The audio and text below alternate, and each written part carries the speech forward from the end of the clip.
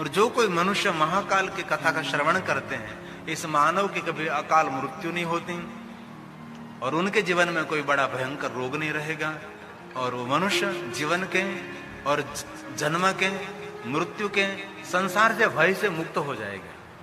इसलिए सभी भयों में से मुक्त करने वाला ये महाकाल, ये धरती का राजा है, मृत्यु काल का राजा है, काल धीराज, ये महाकाल राजा है। काल भी उनके आगे नृत्य करता है और काल की गणना यहां से शुरू हुई। विक्रमादित्य को याद करें, समय की गिनती यहां से है, विक्रम संवत यहां से प्रारंभ हुआ है और माता हरसिद्धि की अद्भुत महिमा है।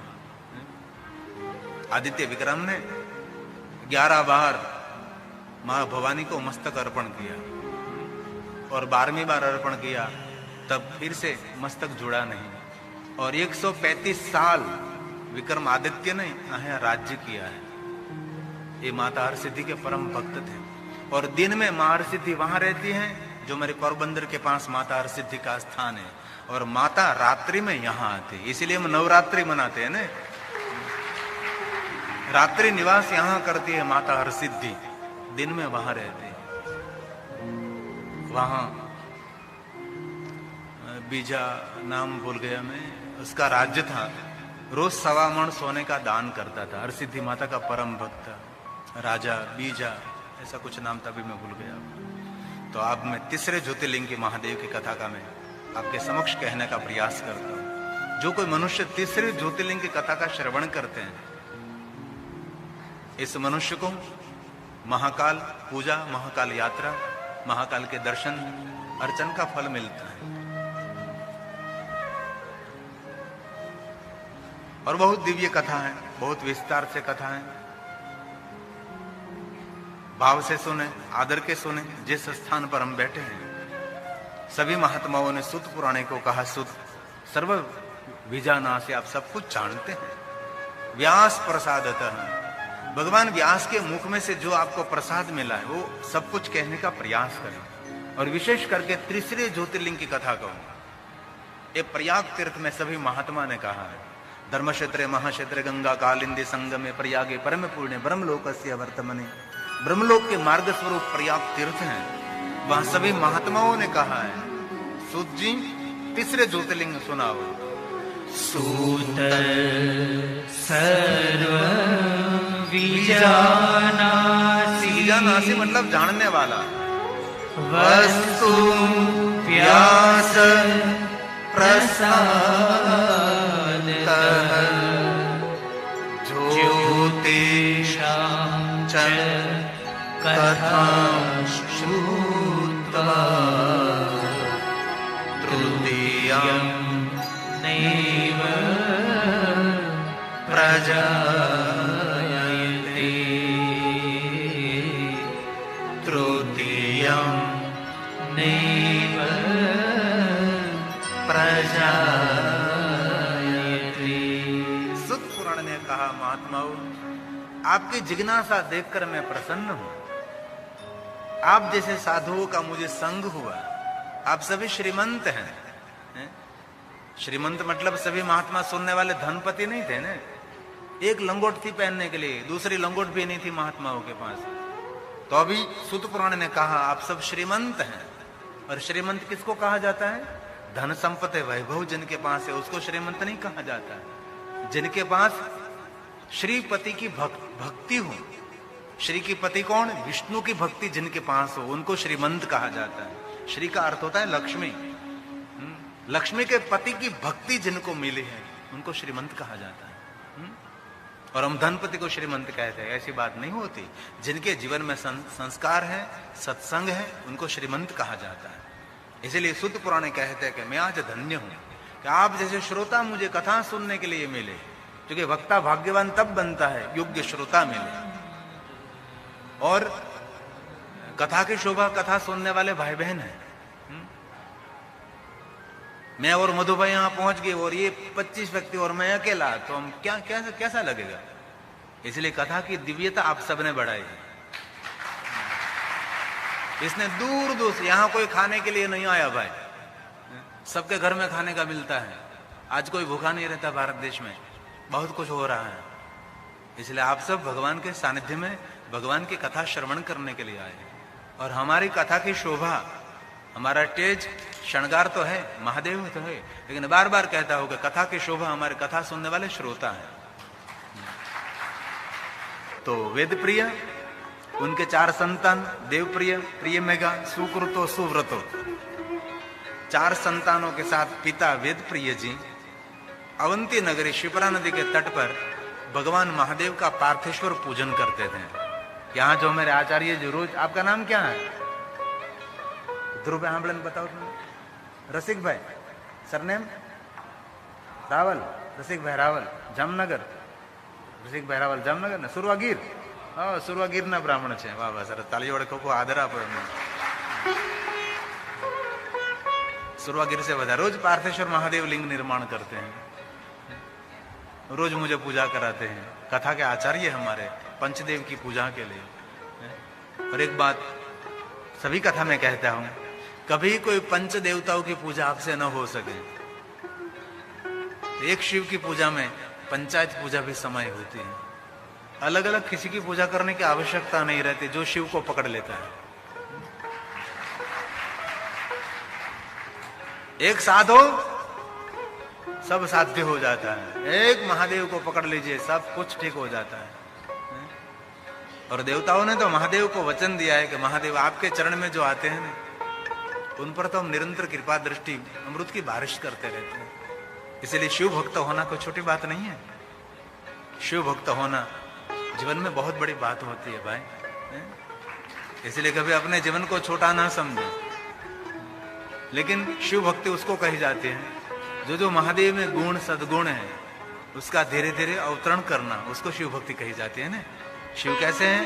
शांत रहते हैं। शिव कैसे हैं? मिठी वाणी बोलते हैं। शिव बोलते हैं तो अमृत भी उनके आगे फिक्का लगता है, ये शिव का प्रवचन होता है। शिव कैसे होते हैं? उदार होते हैं। शिव कैसे हैं? सरल होते हैं, उसको शिव भक्त कहा जाता है ना। शिव भक्त का लक्षण क्या है? त्रिपुंड कर लिया वो तो यूनिफॉर्म हो गया, रुद्राक्ष पहन लिया वो तो पहचान हो गई, शिव नाम वो तो शिव जी का नाम हो गया। लेकिन आप शिव भक्त कम बन सकते हैं जब शिव जैसे सद्गुण हमारे में उतरते हैं। सरलता, नम्रता, विनम्रता, मधुर वाणी, मधुर भाषा, दूसरों पर उपकार करना, दया रखना, उदारता, ये सब शिव भक्तों के लक्षण हैं। आज मैं सुबह में बैठा था महादेव के सामने, महाकाल के सामने, तो मैंने बहुत कुछ देखा, बहुत कुछ मैंने एहसास किया। एक तमाशा के लिए लोग आते हैं, बस मैंने भस्म आरती की ऐसा दिखावा करने के लिए बहुत सारे लोग, मैंने बहुत कुछ अनुभव किया है, क्योंकि हम तो निरंतर देखते रहते हैं। मेरी आंख देखती रहती है कि जगह के लिए झगड़ते हैं, बोलते रहते हैं। एक सिक्योरिटी वाला होगा तो मुझे कहना पड़ेगा उस बहन को कहो मौन रहे, बड़बड़ बड़बड़ बड़बड़ बड़बड़ कर रही है। वो ब्राह्मण कहते हैं कि यहाँ मौन होकर बैठो, मौन होकर बैठे, तो भी बड़बड़ाहट बड़बड़ाहट बड़बड़ाहट। बस एक समाज में बड़ाई करने के लिए कि मैंने भस्म आरती को देखा है। एक बात कहूं, जहां तक हम पात्र नहीं बनेंगे ना, वहां तक भगवान हमारा पात्र अमृत से कभी नहीं भरेगा। जब हम पात्र बन जाएंगे तो भगवान को कहना भी नहीं पड़ेगा, आपका पात्र अमृत से भर जाएगा। पात्र बनना आवश्यक है। और ज्यादातर लोग लोभ, लालच और अपेक्षा और मनोकामना पूर्ण करने के लोग भटकते हैं यार। उज्जैन में रहने वाले दुखी रोगी लोग मेरे पास आते हैं, बापू हम उज्जैन में रहते हैं, हम दुखी हैं, हम रोगी हैं। तो मैं एक ही बात कहता हूं, ये भवरोग मिटाने वाला महाकाल आपकी नगरी में बैठा है, तो भी लोग दुखी है क्यों? कुछ न कुछ कमी है। तो 4 पुत्रों के साथ पिता वेदप्रिय जी पार्थेश्वर महादेव का पूजन करते थे यहाँ शिप्रा नदी के तट पर। और यहाँ कुछ ये सब नहीं था पहले ना, यहाँ तो वन जंगल था। एक छोटा सा नगर था अवंती नगरी, बहुत सादगी से भरी हुई नगरी थी। बहुत सारे ऋषि मुनि रहते थे, बहुत सारे शिव भक्त रहते थे, ब्राह्मण लोग निवास करते थे महाकाल वन में। ऋषि मुनि देवता जब आते जाते रहते थे। ऐसे एक दिव्य नगर अवंती नगरी था। ये शहरीकरण नहीं था, पहले थोड़ा शहरीकरण होता है, कुछ भी नहीं था यहाँ। अब धीरे धीरे श्रोता आने लगे।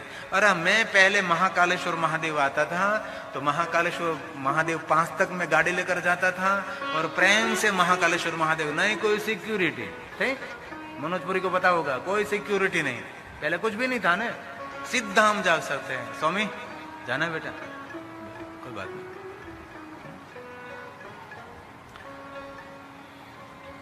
आप प्रेम से जा सकते, कोई रोक टोक नहीं थी। महाकालेश्वर महादेव शिवालय में जाकर बैठ सकते थे, पूजा कर सकते। ये दृश्य मैंने भी देखा है। ये सब धाम धूम लगभग 30 साल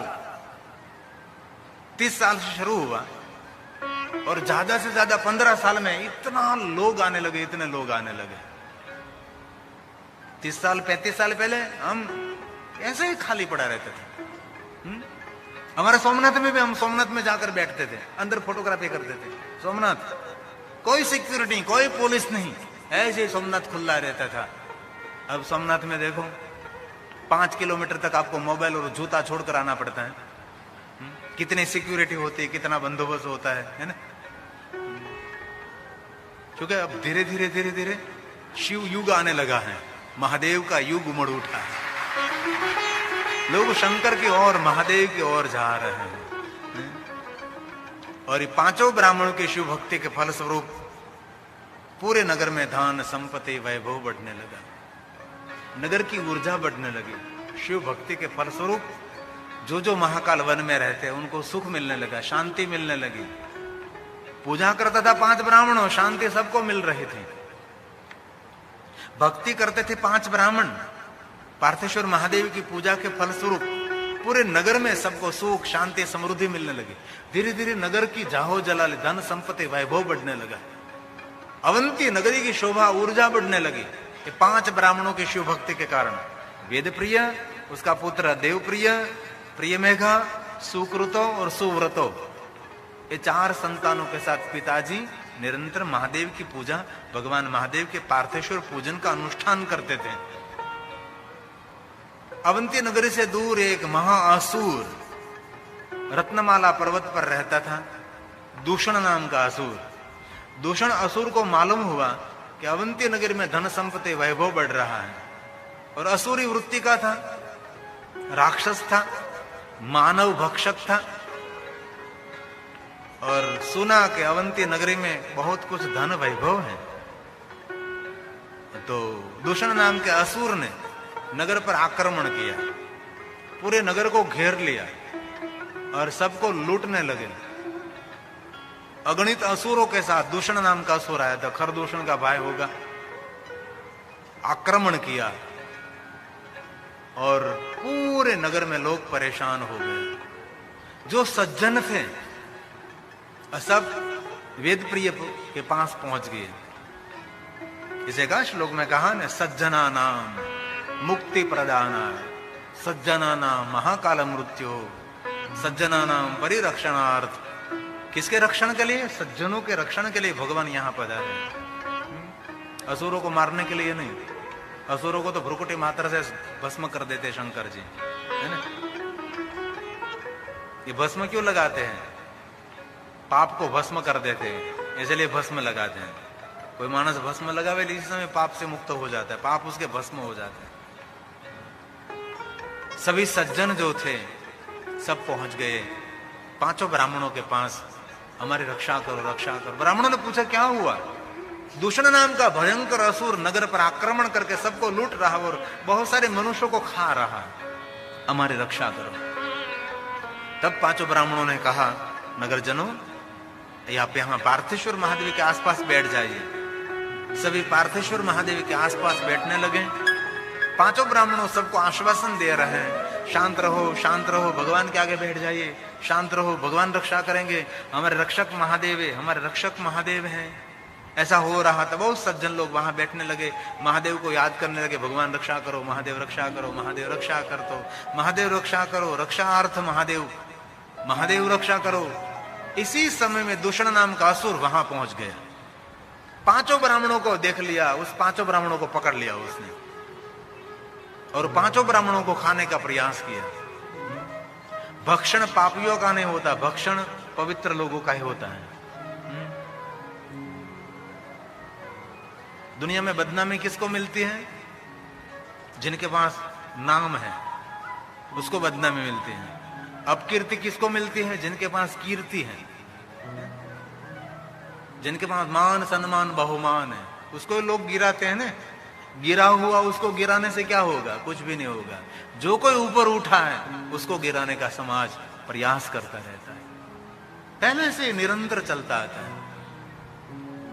अन्य जो बैठे थे उसको नहीं पकड़ा, दूषण नाम के असुर ने पहले ब्राह्मणों को पकड़ लिया, खाने की तैयारी करने लगे। इसी समय नगरजनों ने और पांचों ब्राह्मणों ने भगवान महादेव की प्रार्थना की, भगवान महादेव हमारी रक्षा करो, हमारी रक्षा करो, रक्षा करो। पांचों ब्राह्मणों की प्रार्थना से और नगरजनों की प्रार्थना से भगवान शंकर जी, भगवान महादेव स्वयं धरती तोड़कर बहुत बड़ा गहरा खड्डा बन गया। अब देखो, महाकाल धरती ऊपर नहीं है, महाकाल भूगर्भ में है। ये आपको पता नहीं होता, ये महाकाल भूगर्भ में है, ऊपर नहीं है, बहुत नीचे उतरना पड़ता है। तो आपको पता नहीं लगता, आप घूम घूम घूम घूम घूम जाते हैं ना, इसलिए आपको पता नहीं लगता। महाकाल धरती के सपाटी पर नहीं है, महाकाल भूगर्भ में है।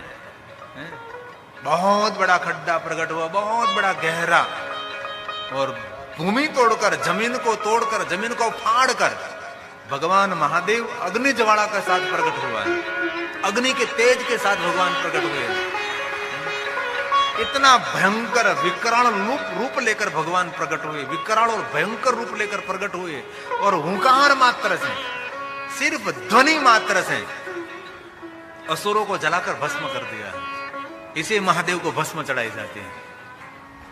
असुरों को मारा नहीं है, महादेव ने असुरों को भस्म कर दिया, वहां से शिव जी को भस्म चढ़ाई जाती है। अन्य शिवलिंगों पर भस्म अभिषेक नहीं होता सुबह का।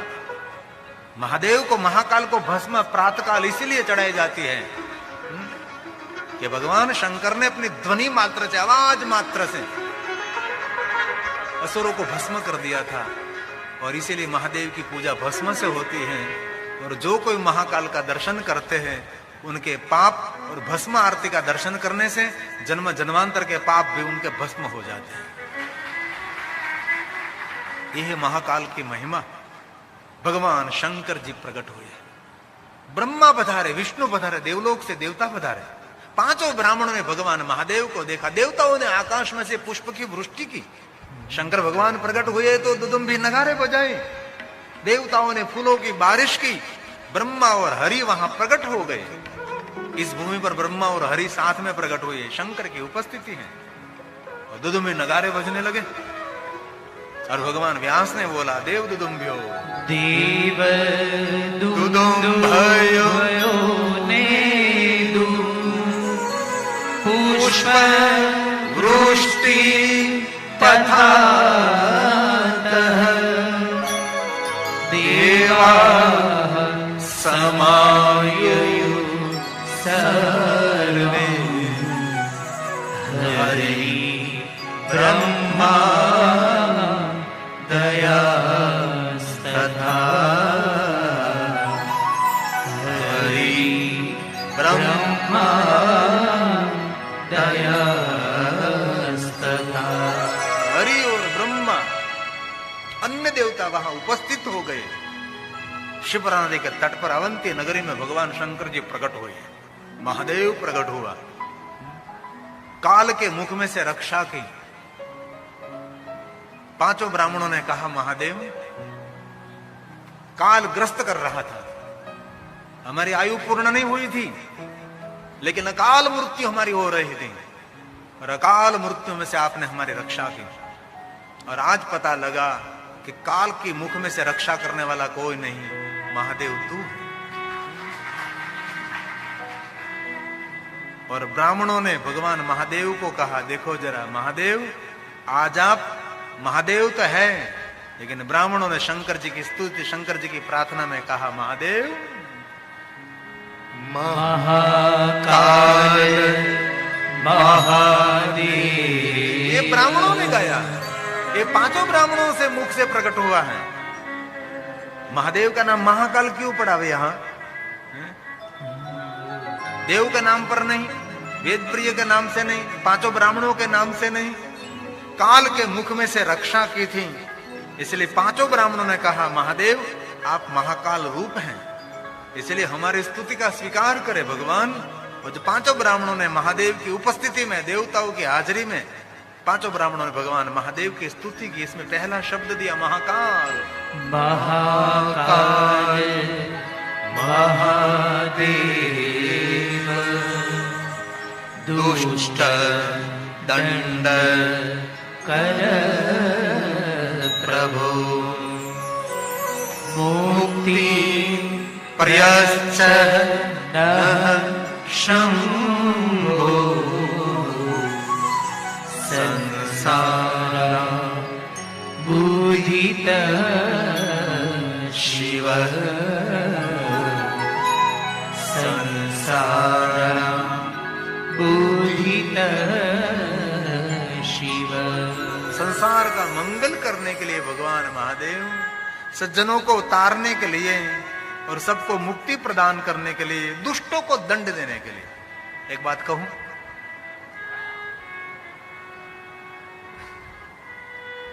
कोई मनुष्य महाकाल का दर्शन करते हैं ना,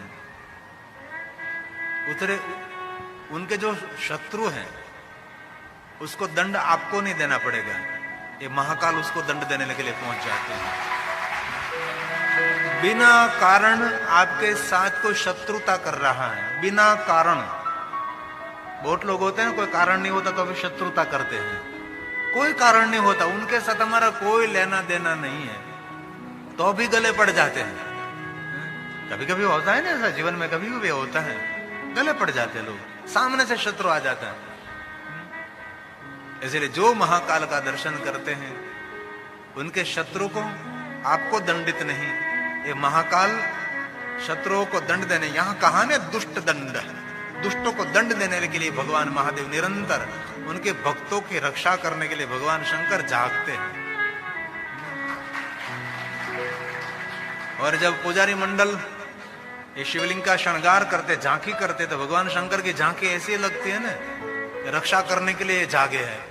आज कोई दुष्ट नु आए मानो, ऐसे ही भगवान जागते। जो आपने सुबह का दर्शन किया होता तो ऐसा ही रूप होता है। भगवान सुबह सुबह में हंसते हंसते नहीं जागते ना, ये जो महाकाल जागता है वो हंसते हंसते प्रसन्नते नहीं, महाकाल जागते तो आंख फाड़ कर जागता है। आपने सुबह का रूप देखा होगा ना, ऐसा ही रूप लगता है ना।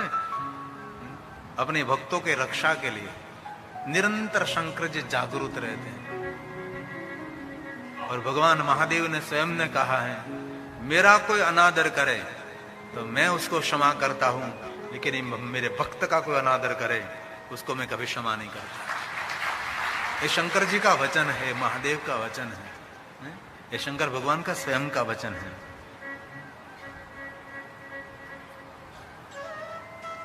इसलिए शिव पुराण में कहा, दुष्टों को दंड देने के लिए महाकाल रूप में, संसार की रक्षा करने के लिए, भक्तों के हित के लिए भगवान शंकर जी महाकालेश्वर रूप में यहां प्रकट हुए हैं।